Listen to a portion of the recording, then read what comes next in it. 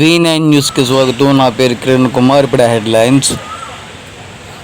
విశాఖలో డాబా garden BSNL ఆఫీసులో ఈరోజు ఉదయం రిటైర్డ్ ఎంప్లాయీస్ ఐక్యత వర్ధిల్లాలనే నినాదంతో ఈరోజు నిరసన తెలియజేశారు.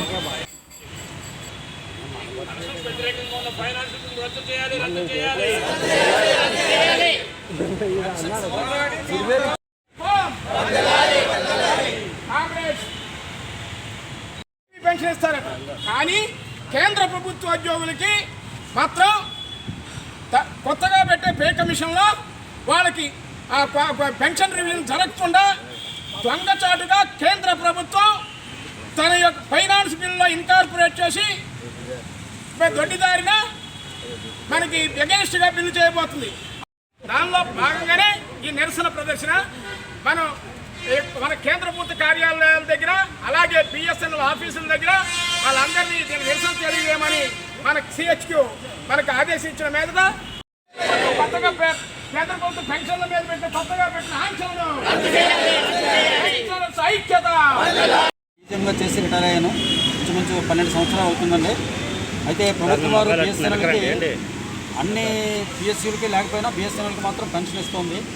ఇప్పుడు 25 మార్చి 2025 ఒక చెప్పుకోవాలంటే ఒక రాక్షస బిల్లు పాస్ చేసిందండి. ఏంటంటే ఆ బిల్లు ఫ్యూచర్లో ఉన్న పే కమిషన్స్కి, ఫర్ ఎగ్జాంపుల్ 1/1/2026 నుంచి 8వ వేతన సంఘం వచ్చిందనుకోండి, అది పాత పెన్షనర్లకి ఇక మీదట వర్తించదు, ఓన్లీ కొత్త పెన్షనర్స్కి మాత్రమే వర్తిస్తుంది. అది ఒకటి.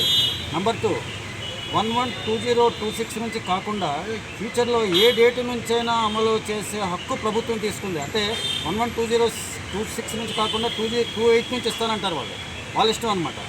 నెంబర్ 2, ఈ సవరణలన్నీ ఏం చేశారంటే 1 జూన్ 1972 అంటే 53 సంవత్సరాల కిందట నుంచి అమలు చేస్తున్నారు. అంటే 53 సంవత్సరాల నుంచి ఈ మధ్యలో వచ్చిన కోర్టు కేసులన్నిటికీ ఇది సమాధానం అనమాట, గవర్నమెంట్ సమాధానం. అంటే వాళ్ళ ఇష్ట ప్రకారం ఇక మీదట రాబోయే కొత్త తరాలకే పెన్షన్ వస్తుంది, కానీ పాత వాళ్ళకి పెన్షన్ రాదు అంటే పెరగదు. ప్రభుత్వాలు దీనికి సమాధానం ఇచ్చారు. నిర్మలా సీతారామన్ గారు, ఫైనాన్స్ మినిస్టర్ గారు ఏమి ఇచ్చారంటే, మేము పెన్షన్ ఏమీ తీసేయటం లేదు అని. పెన్షన్ తీసేయటం లేదు కరెక్టే, అలాగే ఉంటుంది అన్నారు. అలాగే ఉంటుంది కరెక్టే, కానీ మాకు అలాగే ఉంటుందని కాదు కదండి. ద్రవ్యోల్బణం ప్రకారం పెన్షన్ పెరగాలి, ఆ పెరగకుండా చేస్తున్నారు. ఫ్యూచర్లో ఇంకెవరికి ఆ బిల్లు పాస్ అయిన తర్వాత ఆ రోజు నుంచి ఏదైనా పెన్షన్ గవర్నమెంట్ ఇవ్వాలంటే పూర్తిగా గవర్నమెంట్ దయాదాక్షిణ్యాల మీద ఆధారపడి ఉంది. కంప్లీట్ పవర్స్ వాళ్ళు తీసుకుని దానికి ఏంటంటే ఒక validation of the pension rules అని ఒక చిన్న ముద్దు పేరు పెట్టి ఈ పెన్షనర్లందరికీ దగా చేయడానికి, పెన్షనర్లందరినీ వంచడానికి ప్రభుత్వం ట్రై చేస్తుంది. దీన్ని ముక్త కంఠంతో మేము కాదు, all India national JCM leaders from all India and Bharat pensioners Samaj, all central government pensioners association, రమారమే 7 మిలియన్ అంటే 70 లక్షల మంది ఇవాళ ఈ సమ్మెలో పాల్గొంటున్నారండి, ఈ నిరసనలో. ఇది మనకే కాదండి, రేపు పొద్దున ఇది స్టేట్ గవర్నమెంట్ వాళ్ళకి కూడా వర్తిస్తుంది. స్టేట్ గవర్నమెంట్ వాళ్ళు కూడా ఇది కన్వీనియంట్ కాబట్టి వాళ్ళు కూడా ఇదే పందాలో నడవడానికి ట్రై చేస్తారు. ఏదైనా పబ్లిక్ సెక్టర్స్ కానీ, ఏదైనా ప్రైవేట్ సెక్టర్స్ కానీ ఎవరైనా ఈ సెంట్రల్ గవర్నమెంట్ పెన్షన్ ప్రకారం ఇస్తున్న ప్రతి వాళ్ళకి ఇది అసనిపాతం లాంటిదండి. అంటే రాబోయే వచ్చిన పెన్షన్ అమెండ్మెంట్ బిల్లుని వెనక్కి తీసుకోవాలని మేమందరం డిమాండ్ చేస్తున్నాం. అలాగే మాకు ఈ మామూలుగా ఏఐటీసీ, సిఐటియు ఇవన్నీ కేంద్ర సంఘాలు కూడా మద్దతు తెలియజేస్తున్నాయి. దీనికి దేశవ్యాప్తంగా బిఎంఎస్ కూడా తయారు చేస్తుంది. దానిలో భాగంగానే ఏఐటీసీ జనరల్ సెక్రటరీ అచ్యుతరావు గారు కూడా మనల్ని అడ్రస్ చేయడానికి వచ్చారు. వారిని కూడా మాట్లాడుతుంది. నా పేరు district secretary, Sanchar Nigam pensioner welfare association. So central civil service pension rules అమలు 1/6/72 అంటే 53 ఏళ్ల వెనుక నుండి అమలు చేయడం ద్వారా చరిత్రను అర్ధ శతాబ్దం వెనక్కి తిప్పే దారుణం జరిగింది. గత 70 ఏళ్ళు ఉద్యోగుల పెన్షన్లు పోరాడి సాధించిన సుప్రీంకోర్టు రాజ్యాంగ ధర్మాసనం అనేక సందర్భంలో తీర్పిచ్చిన పోరాడుతున్న పెన్షన్ అప్డేషన్ కేసులు బూడిదలో వ్యానిష్ అయిపోతాయి. సో చివరకు దారుణం పెన్షన్స్ అవన్నీ కొత్త పెన్షన్దారుల పాత కొత్త అన్ని ఫార్మాట్లో సస్పెండ్ చేస్తూ ఇప్పుడు 25/3/2025న కేంద్ర ప్రభుత్వం ఈ పెన్షన్లకు సంబంధించిన ఒక రూల్ని సవరణ చేస్తూ ఒక బిల్లు ప్రవేశపెట్టింది. అది లోక్సభ ఆమోదం జరిగిపోయింది. అలాగే రాజ్యసభ కూడా 27/3/2025న ఆమోదం జరిగింది. ఇప్పుడు రాష్ట్రపతి ఆమోదం కోసం వేచి చూస్తున్నారు. అది గనక అమలు జరిగితే పాత పెన్షన్లకు ఎవరికి రివిజన్ వర్తించదు.